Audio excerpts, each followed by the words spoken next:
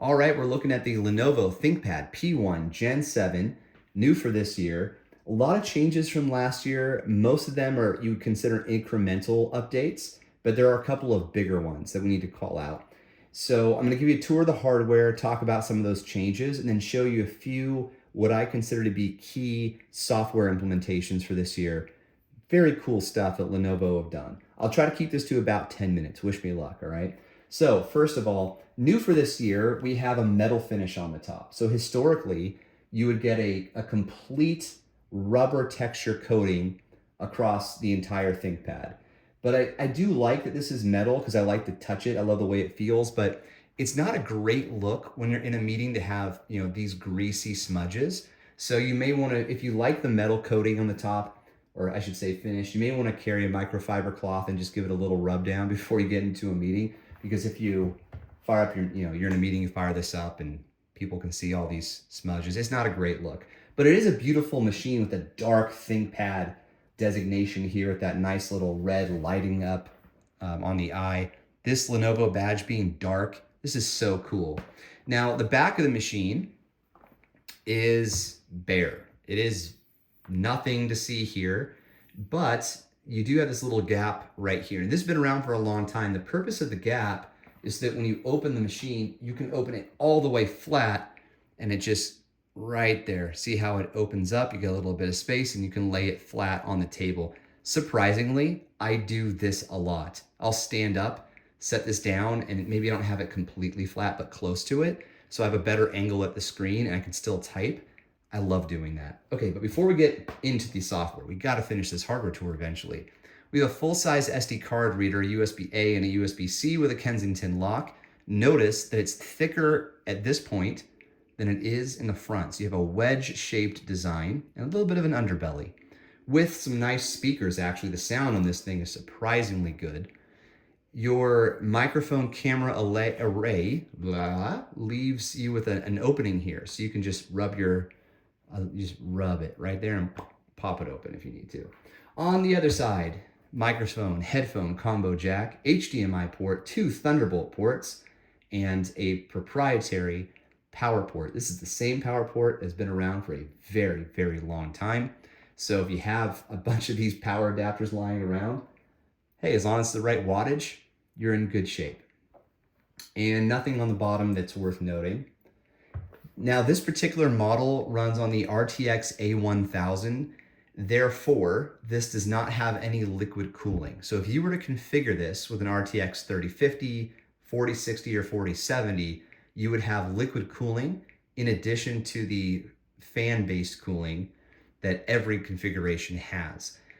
Some of the things that I noticed is if I'm restarting the computer, like I'm installing an update, or for some reason I had Edge open with one tab and then I turned my head to work over here on my primary computer, and the fan just went, ramped up and kind of held at a higher pitch than I expected for a long time. I wasn't doing anything. So anyhow, as I've gotten more time with this, that's happening less and less. I have the power settings set to balanced even when plugged in. It hasn't been doing that quite as much. Anyhow, with the stock basic cooling, I think you're going to be fine in terms of noise and heat. This thing doesn't really get warm at all. But if you have the liquid cooling, that's probably a good thing. But also there's an introduction there of higher, more demanding components, like a 4060, for example. So depending on what you're doing, you may hear those fans a lot. Now, as we open the computer, we're greeted by that 16-inch display. You can configure this with an OLED display up to, I want to say 4K, but this one here is 1920. So by 1200, right? So now it feels a little bit older to have a lower resolution screen like that at 16 inches. So it's not the sharpest thing, it's not the brightest thing, but one of the benefits of this is it's a lower power draw, so you get better battery life than a giant high resolution OLED.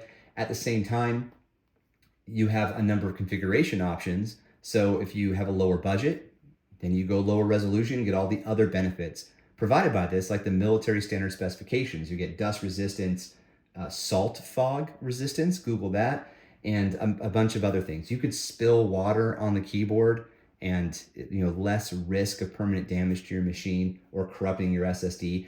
The SSD, by the way, is removable. The RAM is removable this year. It is a low power CAM2 memory. For the first time, this is one of the key differences this year, you have access to LP CAM2 memory, and that means it's removable, it's not soldered on like in Gen 6, and still we get a thin and light chassis, 4 pounds for this entire thing. The keyboard is fantastic. It has 3 different lighting stages. It's a nice underbelly glow, works great. All the keys feel amazing. These thicker ThinkPads have more travel on the keys than say something like a Carbon. I do love the Carbons, but I'm getting older, and so 14-inch machines just aren't amazing for me anymore. But anyway, 16-inch, I need those these days. The trackpad is a haptic motor even on this lower end configuration. You do not have dedicated physical buttons to simulate mouse 1, 2, and 3 as we normally have on ThinkPads, but instead it's all haptic driven. So as I put my finger here, mouse 1, mouse 2, mouse 3. There's this little braille-like separation so you know where you are. The entire trackpad experience is an A+.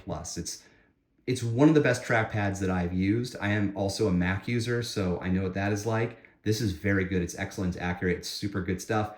But hey, you're a ThinkPad user, ThinkPad fan, gone are the physical buttons, but you still have your nib.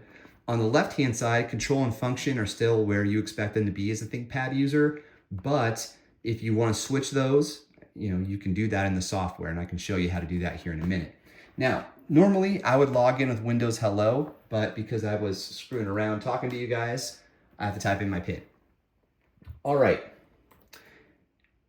Where to go next? Oh, let's talk about some of the cool differences from last year. So we have a 90 watt hour battery instead of an 86 watt hour battery. We have one extra USB-C port. I already mentioned the RAM and the OLED capability and the higher end GPU.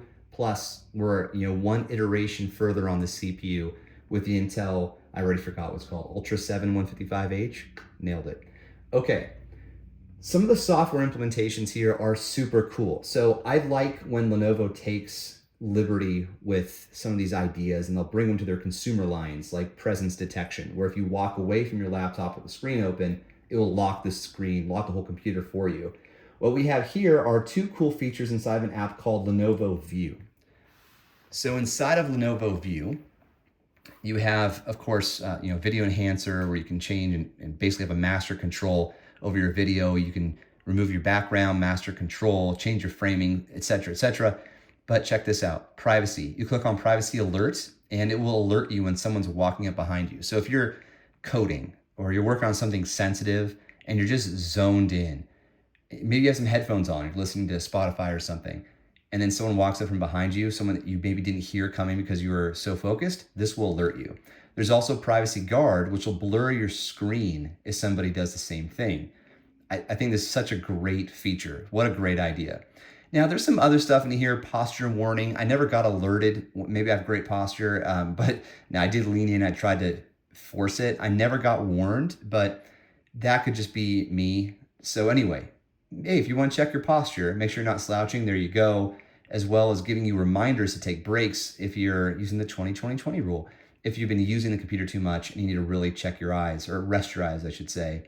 There are some battery settings, so you can even further manipulate the battery consumption, and that's all good stuff. There's also Lenovo Vantage, the commercial edition, so when you're in here, you have access to things like intelligent keyboard. So you can set up special keys. So for example, function in 4, put your computer into sleep mode. Function in tab will zoom in. Function in U will disable Bluetooth. Just giving you more and more capability to personalize your experience. And it's a ThinkPad commercial feature. As I mentioned before, there's a lot of stuff in here, but I want to call out something here. You can swap your function and control usage if you want to. So that's there, and it's been around for a while. That's not a brand new thing. Alrighty, so I think that pretty much covers it. Now, inside the description of this video, I have a link to the article that I put together for Geeks Worldwide. Give that a read, and I'd love to get your opinion on this. I'm a huge fan. The prices are pretty high. They're ThinkPads, they're purchased by businesses, but Lenovo does have sales all the time, so you may be able to score this for a good price. All right, that's under 10 minutes. Thanks, guys. We'll catch you on the next one. Cheers.